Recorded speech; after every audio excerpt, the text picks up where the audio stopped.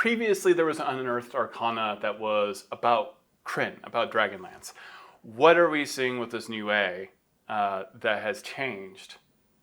There's some updates, correct? Exactly. So today we're releasing a revision of the Heroes of Krynn Unearthed Arcana that we released some weeks ago.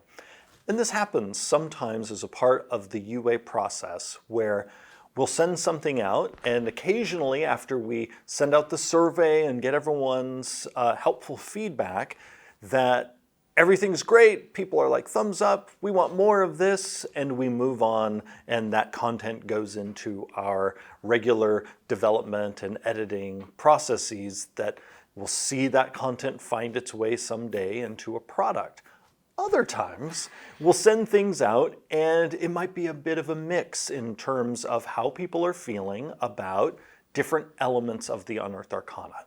So in the Heroes of Krynn UA, we found that the Lunar Magic Sorcerer subclass was very highly rated. People were like, yes, give us this moon-themed sorcerer, please. We got some great feedback about the sort of ins and outs of the sorcerer. And so we are moving the sorcerer subclass forward in our development process, which is why it doesn't appear in Heroes of Krynn Revisited, because at this point, we don't need another round of UA survey feedback. I myself was a big fan as well, so. I mean, I am a fan often of spellcasting that relates to the cosmos in some way, where the cosmos is expressed as like the stars or the moon or some aspect of the planes. That connection to the world around you, I think is appealing to a lot of people when it comes to playing a spellcaster, feeling like you are manifesting the magic of the very world around you. And I think people also liked the options. There's a versatility to the Lunar Magic Sorcerer.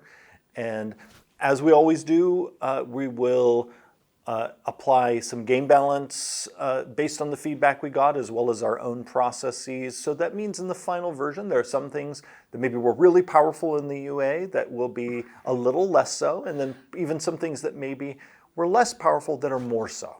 Gotcha.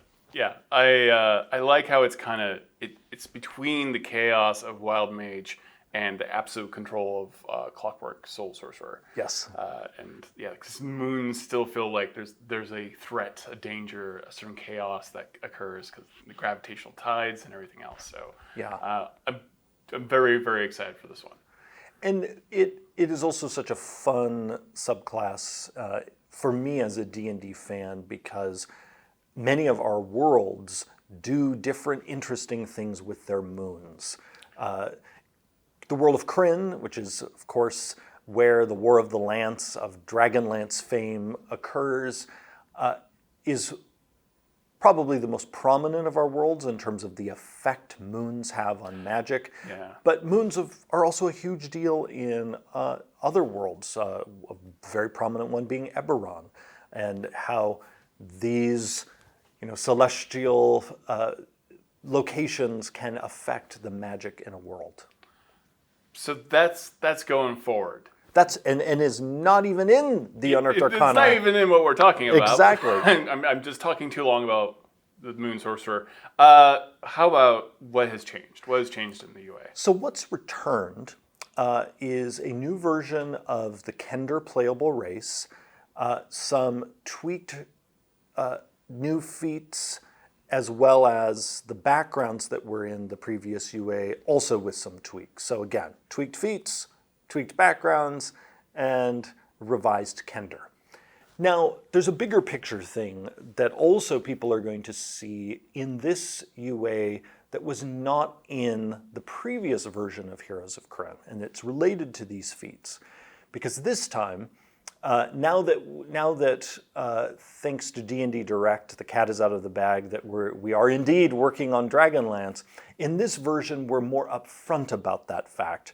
And we reveal that in the context of the War of the Lance, if you are playing a group of characters who are participating in this global fantasy war, you have some extra capabilities because of how not only this war has shaped your characters, but also this is a world that has survived an apocalyptic event in the form of the Cataclysm.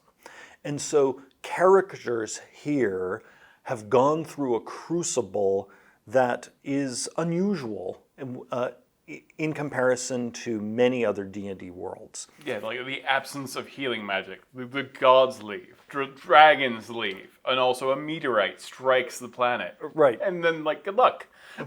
Now, and so thankfully, for people who decide to plunge into the thrills of the War of the Lance, healing magic has come back. Dragons have also come back. But again, the world bears the scars of the Cataclysm, the invasion of the dragon armies, and characters in this world have some additional capabilities. And so how that is represented in this Unearthed Arcana is that if you pick one of the two backgrounds, which people saw in the previous UA, you get a free feat as a part of that background. And you and I had talked in a separate Sage Advice video about that being a design trope that we've been exploring, as people also saw in our Strixhaven book. Well, now we're revealing more of the picture. And that is that if you're playing a War of the Lance campaign, you either pick one of those two backgrounds, or you can pick a background from any other source, and if that background from the other source does not already give you a free feat, you get to choose one from the list of feats that's in this new Unearthed Arcana. And then this is but wait, there's more.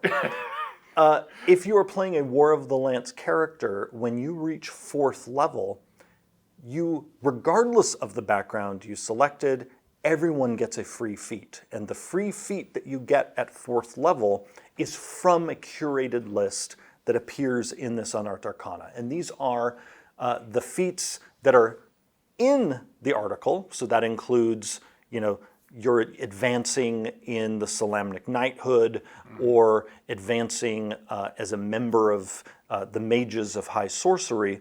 But we've also, again, provided a list of general feats from the Player's Handbook related to a life in a world at war that your character then gets to select one of these feats for free at 4th level.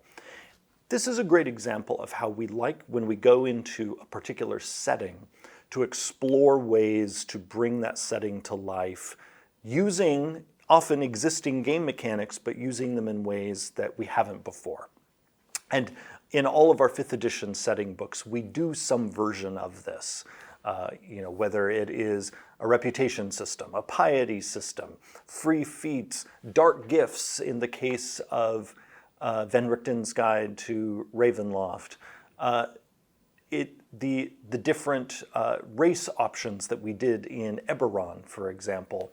We're always looking for some twist that's specific to this world that we're exploring.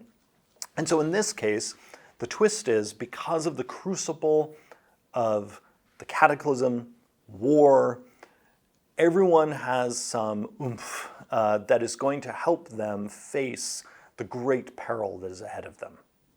So, like, some terrible part of me wants to gamify this and go custom lineage, get 2 feats at the beginning, get another feat at the 4th. Is that not allowed? If you decide to create a custom lineage using the rule in Tasha's Cauldron of Everything, right, that works with these rules. Okay. Because again, custom lineage is simply substituting in for your race. Right. And it's really critical to not get too hung up on, ooh, it's a feat. Yeah. Feats are portable features. That's all they are. Yeah. And they have amazing power when used in various ways to express different mechanical realities depending on the package that they're in. In the custom lineage, you can use feats to express your character's ancestry. Here we're showing you can also use a carefully curated list of feats to express how your character has been shaped by this world at war. And we did, again, a little bit of this in Strixhaven, and we have some more of this sort of exploration in store and some other products. And in each case, we can use this highly flexible piece of the game to give you a little bit of flavor that is specific to a particular story or a particular place. That's fantastic. Is there anything else? So, the kender. So kender. Yes. So in our previous version of the Unearthed Arcana, we were doing, in some ways, a synthesis exploration with the kender, where we were taking classic elements of these wee folk, mixing it together with some explorations we've been doing on how do we express, sort of the magical origins of a particular people. And the response was mixed.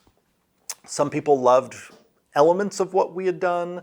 Other parts didn't land particularly well. And so this time what we've done is in many ways a sort of back to basics version where the kender in this new version of the Unearthed Arcana very much captures the kender of first edition D&D, when the kender first appeared, where we lean into the fearlessness of kender, their curiosity, and their ability to taunt foes in battle. Because when you go back to first edition products like Dragons of Mystery, where it was outlined, here's what a kender could do, that's what it came down to, is again that mix of fearlessness, unstoppable curiosity, and this taunt that discombobulates people in the battlefield. We also this time, because we're more upfront about the fact that yes, indeed, this is Dragonlance. Yeah. Not that that was a secret before when it's Right. called Heroes of Krynn. We also talk a little bit about, in the world of Krynn, the origin of kender. Because they have this really wondrous origin where they're in the myths of the world of Dragonlance, their sort of deep ancestors were actually gnomes. Right. And that it through a series of magical accidents, this group of gnomes transformed into the people that today we know as kender. And so all of that now is mentioned in today's Unearthed Arcana. So that sounds fantastic. All right. Thank you so much. My pleasure, as always.